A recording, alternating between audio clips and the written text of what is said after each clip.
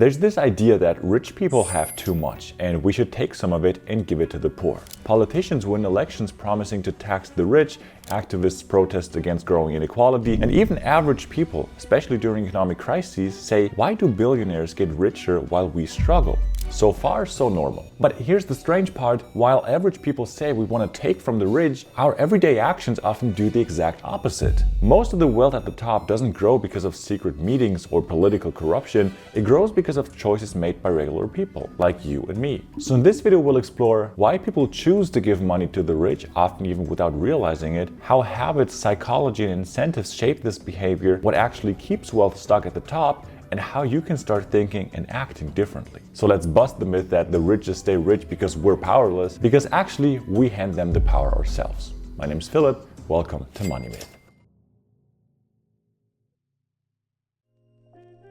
Let's break down the simplest rule in economics, supply and demand. Here's what that means. Supply is what people offer, a product or service, and demand is what people want and are willing to pay for. If lots of people want something but only a few people offer it, prices go up. Take real estate in many big cities, for example. Everyone wants to live in New York, but there are only so many apartments there. And that's why it's expensive. High demand and low supply. But if something is everywhere but nobody wants it, prices drop. Take houses or plots in areas people are moving away from, like Detroit just a few years ago, which has tons of unoccupied houses. So each time you buy something from anyone, you're sending a signal. This is valuable, please keep making more of it. And when millions of people do that, the supplier, which is oftentimes a giant corporation, gets very, very rich. Not because they stole from you, but because you asked for what they offered. And oftentimes you didn't just want it, you wanted it fast, easy and with no risk. Which brings us to the next reason the rich get richer.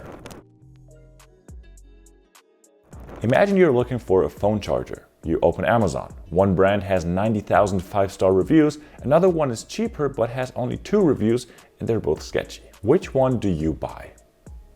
We all say we love small businesses, but when it comes to our own money, we want convenience, speed, trust and familiarity. And big companies understand this, so they optimize every detail to make staying with them as easy as possible. For example, Amazon saves your card and address, Apple syncs your devices, Google finishes your sentences and Uber shows up in 3 minutes while your local taxi app crashes again. These companies remove friction and our brains love that. We're also wired to avoid risk, especially when we're busy, tired or uncertain. And trying a new brand means it could suck, it might arrive late, or you might waste your money. So we go with what we know. And what we know is usually a very big, rich company. But it feels safe, it works, and so we do it again. And multiply that behavior by millions or even billions of people, and you get a concentration of wealth that even keeps growing.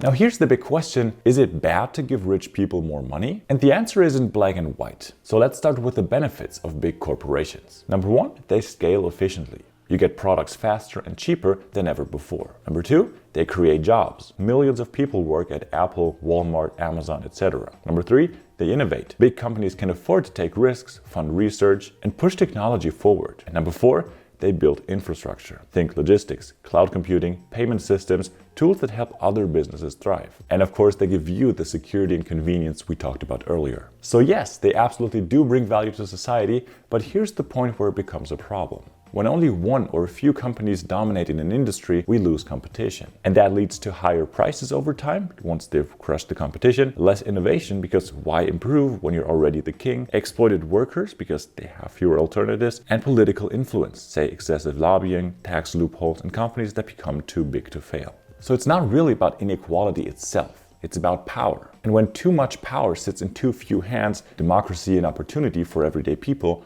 are both at risk. So no, giving money to rich people isn't wrong, but giving it automatically, without thinking, can lead to problems down the line.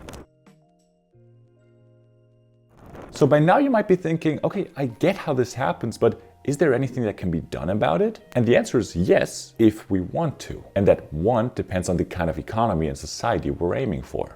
Now, this isn't about blaming people for buying coffee from Starbucks or watching shows on Netflix. It's about understanding that our behavior, both as individuals and as a society, shapes the system we live in. So what could change if people decided that they wanted to avoid too much power in too few hands? If individuals, institutions, or even governments wanted to reduce dependence on a handful of dominant companies, they could encourage alternatives in key sectors like search engines, online shopping, or finance. They could set up regulations that prevent excessive market share or make switching providers easier, or they could fund innovations in smaller startups to boost competition. Now, this doesn't mean banning big companies. It just means making sure there's still room for others to grow. Sometimes just being aware that our choices matter can lead to more balanced outcomes. That might mean something like individuals choosing to split their spending between big platforms and local or independent ones, or schools teaching how digital monopolies form, or journalists highlighting new and growing alternatives to market giants. So it's not always about doing the right thing, whatever that means. It's about being conscious of patterns and not just convenience. In cases where monopolies clearly block innovation or harm consumers, societies can, and sometimes do, step in. That might mean antitrust laws, consumer protections, or even breaking up companies if necessary. But those are really rare and complex decisions, and they only happen when people collectively decide that competition matters. So no, you don't have to cancel your streaming services or stop using the apps you love. But if we ever feel that an industry has become too concentrated and too controlled by too few players, there are ways to steer things in a different direction. And the next time someone says the rich just keep getting richer,